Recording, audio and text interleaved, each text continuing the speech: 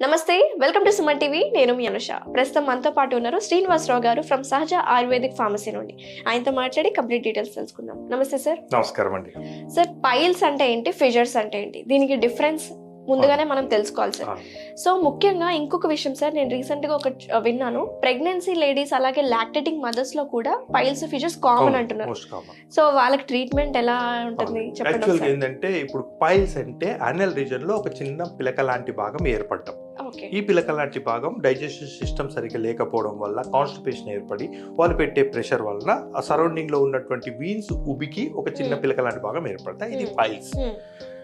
ఇందులో రెండు రకాలండి, bleeding piles and non bleeding piles.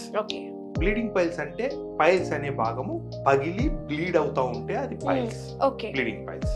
ఒకవేళ ఆ బ్లీడింగ్ కాకుండా నాన్ బ్లీడింగ్ గా ఉండి అంటే పగలి బ్లీడింగ్ రాకుండా ఓన్లీ కాన్స్టిపేషన్ ఏర్పరుస్తూ ఉంటే అది నాన్ బ్లీడింగ్ పైల్స్. ఎక్స్టర్నల్ గా ఉండొచ్చు, ఇంటర్నల్ గా ఉండొచ్చు. ఇవి పైల్స్ యొక్క లక్షణాలు. ఫిషర్ అంటే ఏంటి అంటే యానల్ రీజన్ లో ఏర్పడినటువంటి ఒక చిన్న గాయం. ఈ గాయం యానల్ రీజన్ లో చాలా మందికి 6 o'clock పొజిషన్ లో ఏర్పడుతుంది. అంటే ఒక క్లాక్ ఉంటే 6 o'clock కింది సైడ్ ఏర్పడుతుంది. ఒక 80% పీపుల్, ఒక 20% పీపుల్ లో మాత్రం 12 o'clock పొజిషన్ లో ఏర్పడుతుంది. అది చాలా రేర్ గా. అయితే ఈ గాయము డీప్ గా అవుతుంది, ఒక్కొక్కసారి సూపర్ఫిషియల్ గా కూడా అవుతుంది. ఏది ప్రమాదకరం అంటారు సార్? అట్లాంటిది అట్లా ఏం లేదండి, ఇవన్నీ ప్రమాదకరం. ఎందుకంటే సూపర్ఫిషియల్ అయిన గాయం రోజు కాన్స్టిపేషన్ ఉంటే అది డీప్ వుండ్కి వెళ్ళిపోవచ్చు, ఛాన్సెస్ ఉన్నాయి. కాబట్టి అట్లేం లేదు, గాయం అయింది అంటే అది గాయమే. ఇంకొకటి దీనిలో ముఖ్యంగా ఏం జరుగుతుంది అంటే ఆ గాయం పై నుంచి రోజు స్టూల్ పాస్ అవడం వల్ల అక్కడ ఉన్నటువంటి తయారైన కొత్త సెల్ ని ఈ బ్యాక్టీరియా ఏదైతే స్టూల్లో ఉన్నటువంటి బ్యాక్టీరియా అక్కడ అటాక్ అవుతుందో అది తినేస్తా ఉంటుంది. అందుకే వూండ్ అనేది తొందరగా హీల్ అవ్వదు. ఓకే, మరి కొంతమందిలో పస్ కూడా ఫామ్ అవుతుంది అంటారు సార్, అది ఏ కండిషన్? యాక్చువల్ గా పస్ ఫార్మేషన్ అనేది పైల్స్ గానీ ఫిషర్ లో గానీ ఉండదు. ఎందుకంటే రెగ్యులర్ గా ఫ్రెష్ బ్లడ్ మాత్రమే బయటకు పోతుంది. ఇంకొకటి ఆ పైల్స్ లో ఇంకొకటి ముఖ్య లక్షణం చెప్తాను. పైల్స్ లో బ్లీడింగ్ వచ్చేటప్పుడు బ్లీడింగ్ యొక్క కలర్ ఖచ్చితంగా చూడాల్సింది ఏంటంటే అది రెడ్ గా ఉందా, బ్లాక్ గా ఉందా. రెడ్ గా ఉంటే మాత్రమే అది పైల్స్ నుంచి బ్లీడ్ అవుతున్నట్టు. బ్లాక్ గా ఉంటే పైల్స్ నుంచి బ్లీడింగ్ కాదు, అంటే ఇంటెస్టైనల్ బ్లీడింగ్. అది అల్సర్ వల్ల అవనివ్వండి, ఎసిడిటీ వల్ల అవనివ్వండి, బాగా క్రానిక్ అల్సర్ ఉందనుకోండి, అక్కడ బ్లీడ్ అయిన బ్లడ్ మోషన్ లో వస్తుంది అంటే బ్లాక్ కలర్ లో వస్తుంది. పైల్స్ పగిలినప్పుడు వచ్చినటువంటి బ్లడ్ మాత్రం రెడ్ కలర్ లో వస్తుంది. అది డ్రాప్ గా రావచ్చు, లేదా మనం ఒక ఇంజెక్షన్ లో వాటర్ పెట్టి ప్రెస్ చేస్తే ఎంత ప్రెషర్ తో వస్తుందో ఆ ప్రెషర్ తో వచ్చేటట్టు ఉంటుంది. ఇది పైల్స్ వల్ల. ఫిషర్ వలన అయితే బ్లీడింగ్ అవుతుంది బ్లీడింగ్, కానీ బ్లీడింగ్ ఇట్లా బాగా ప్రెషర్ తో అయినట్టు అవ్వదు. బ్లీడింగ్ డ్రాప్ గా వస్తుంది, లేదంటే స్టూల్ తో పాటు కలిసి ఒక గీత లాగా వస్తుంది. ఈ లక్షణాలని బాగా గమనించి అది పైల్సా ఫిషరా, పైల్స్ కి ఏమవుతుంది, ఫిషర్ కి ఏమవుతుంది, ఇలాంటి లక్షణాలను తెలుసుకుంటే మీరు మాకు చెప్పేటప్పుడు క్లియర్ గా, అవును సార్ మీ వీడియో చూసిన తర్వాత నాకు అది ఫిషర్ అని అర్థమైంది, మీ వీడియో చూసిన తర్వాత నాకు పైల్స్ అని అర్థమైంది, డిఫరెన్షియేషన్ మాకు కరెక్ట్ గా తెలుసాయి, ఇలాంటి ఆన్సర్స్ మాకు వస్తున్నాయి. కాబట్టి నేను ఏంటంటే అక్కడ అయిన భాగం అక్కడ ఏం జరిగిందని చాలా మంది కూడా ఫిషర్ ని కూడా పైల్సే అనుకుంటాం. ఎందుకంటే యానల్ రీజన్ లో అయితే పైల్స్, అది ఏదైనా ఫిస్టులా అవనివ్వండి, ఫిషర్ అవనివ్వండి, ఏదవని పైల్సే అంటాం. కానీ అలా కాదు, ప్రతి దానికి ఒక డిఫరెన్షియల్ డయాగ్నోసిస్ ఉంది. సిమ్టమ్స్, సైన్స్ అండ్ సిమ్టమ్స్ ఉన్నాయి. ఆ సైన్స్ అండ్ సిమ్టమ్స్ బట్టి ట్రీట్మెంట్ చేయాలి. ఆ ట్రీట్మెంట్ ఏంది, దానికి కాన్స్టిపేషన్ వల్ల ఎంత వస్తుంది, డైజెషన్ సిస్టమ్ వల్ల ఎలా వస్తుంది, ఇలా ట్రీట్ చేస్తాం. ఇంకొకటి మీరు అడిగారు ప్రెగ్నెన్సీ ఉమెన్స్. యాక్చువల్గా ఏంటంటే పైల్స్ అనే ప్రాబ్లం ప్రెగ్నెంట్ ఉమెన్ లో మోస్ట్ కామన్ డిసార్డర్. ఎందుకు అంటే మామూలుగా ప్రెగ్నెంట్ అయిన తర్వాత ఫస్ట్ ట్రైమిస్టర్ అంటే ఫస్ట్ 3 months అయిపోయిన తర్వాత అబ్డామిన్ పెరిగినప్పుడు అనల్ రీజన్ మీద ప్రెషర్ ఏర్పడుతుంది, అంటే క్లోజింగ్ ఏర్పడుతుంది, అంటే ఎక్కువగా మోషన్ ఫ్రీగా బవెల్ మూవ్మెంట్స్ జరగవు. ఆ బవెల్ మూవ్మెంట్స్ సరిగ్గా జరగనప్పుడు ఆటోమేటిక్ గా కాన్స్టిపేషన్ ఏర్పడుతుంది.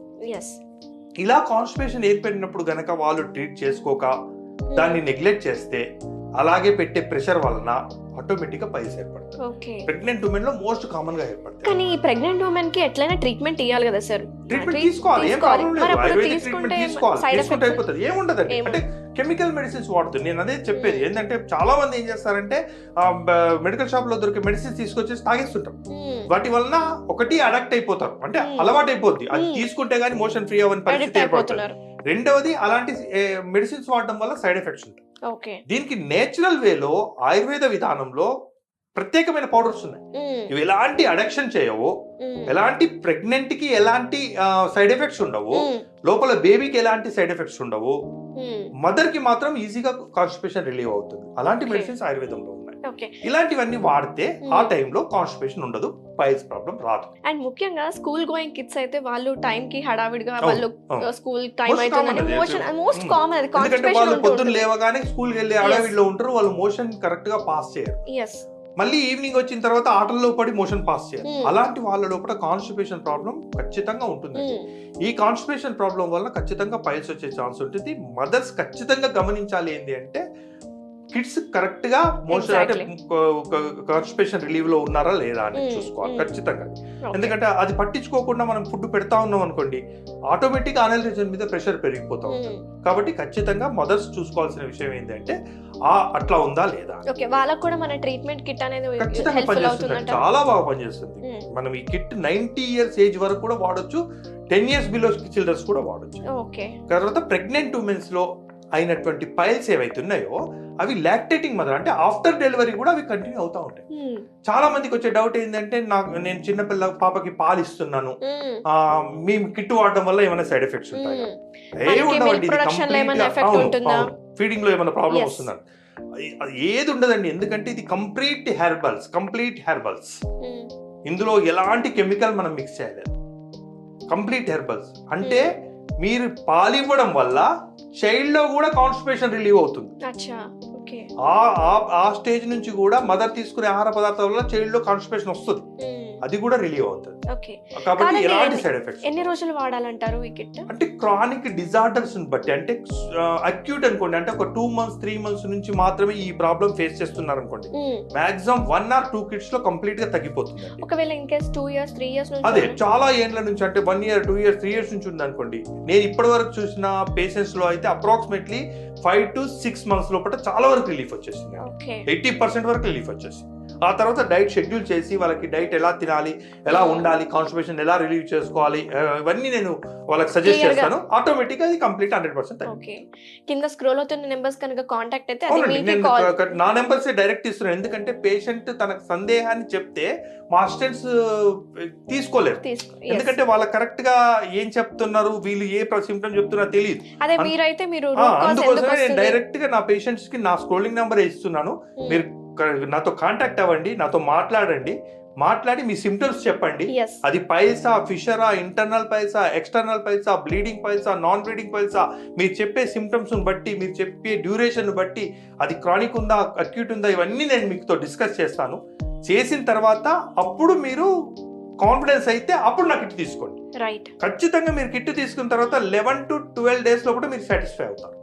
విత్ ఇన్ 1 kit లో మీకు సాటిస్ఫైడ్ రిజల్ట్స్ ఇవ్వడం నాకు వచ్చి ఖచ్చితంగా నేను చెప్తున్నాను. చాలా మందికి ఇంకో డౌట్ వస్తుంది, అయితే అంటే ఇప్పుడు జరుగుతున్న ఆన్లైన్ మోసాల్లో ఏం జరుగుతుంది అంటే, మీరు ఎక్కడి నుంచో మాట్లాడుతున్నారు, మీకు ఏందో తెలియదు, మీకు ఎలా పంపించాలి మేము డబ్బులు, మీకు ఎలా తెచ్చుకోవాలి మేము, ఇవన్నీ జరుగుతున్నాం. దీనికి ఏం లేదండి, నాకు హైదరాబాద్ లో 5 branches ఉన్నాయి. సహజ ఆయుర్వేదిక్ హాస్పిటల్ పేరు మీద నాకు 5 branches ఉన్నాయి. హన్మకొండలో మా బ్రాంచ్ ఉంది. మీరు ఇంటర్నెట్ లో డాక్టర్ టిఎల్ శ్రీనివాసరావు కొడితే నా ప్రొఫైల్ మొత్తం వస్తుంది. నేను మీకు డైరెక్ట్ గా నేను ఫేస్ టు అంటే మీకు కనిపించకుండా నేను మాట్లాడట్లే కదా, నా ఫేస్ తెలుసు, హైదరాబాద్ లో నేను తెలుసు, సుమన్ టీవీ వాళ్ళు తెలుసు. ఇంత పాపులర్ ఛానల్, అదేనండి, ఇంత పాపులర్ ఛానల్లో నేను వీడియో ఇస్తున్నానంటే నేను మోసం చేయడానికి కాదు కదా, జెన్యూన్ ఉంటేనే కదా. అందుకోసం నేను ఏంటంటే మీరు డైరెక్ట్ నాతో మాట్లాడాకనే కిట్ తీసుకోండి అని కూడా చెప్తున్నాను. మీరు డైరెక్ట్ నాతో మాట్లాడి మీ సమస్య చెప్పండి. ఆ సమస్యకి నా కిట్ ఎంతవరకు పనిచేస్తుందో నేను మీకు వివరిస్తాను.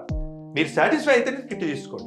ఖచ్చితంగా మీకు నేను 1 month లో సాటిస్ఫాక్షన్ చూపించే బాధ్యత, అంటే నా మెడిసిన్ వాడాక 1 month లో మీకు రిజల్ట్ చూపించే బాధ్యత మాత్రం నాది. ఖచ్చితంగా మీరు విత్ ఇన్ 1 month లో, నా దగ్గర చాలా వాయిస్ మెసేజెస్ ఉన్నాయి, వాళ్ళు ఎంత యాంగ్జైటీగా నాకు, సార్ నేను ఎన్నో ఏళ్ళ నుంచి ప్రాబ్లం ఫేస్ చేస్తున్నా, మీ మందు వాడిన తర్వాత నాకు విత్ ఇన్ 1 month లో సాటిస్ఫైడ్ రిజల్ట్స్ వచ్చాయండి అని చెప్పి నాకు ఎంతో మంది వాయిస్ మెసేజ్ కూడా పంపించారు. ఆ కాన్ఫిడెన్స్ తోనే నేను మీకు ఇంత కాన్ఫిడెన్స్ గా నేను చెప్పగలుగుతాను. Okay, very nice.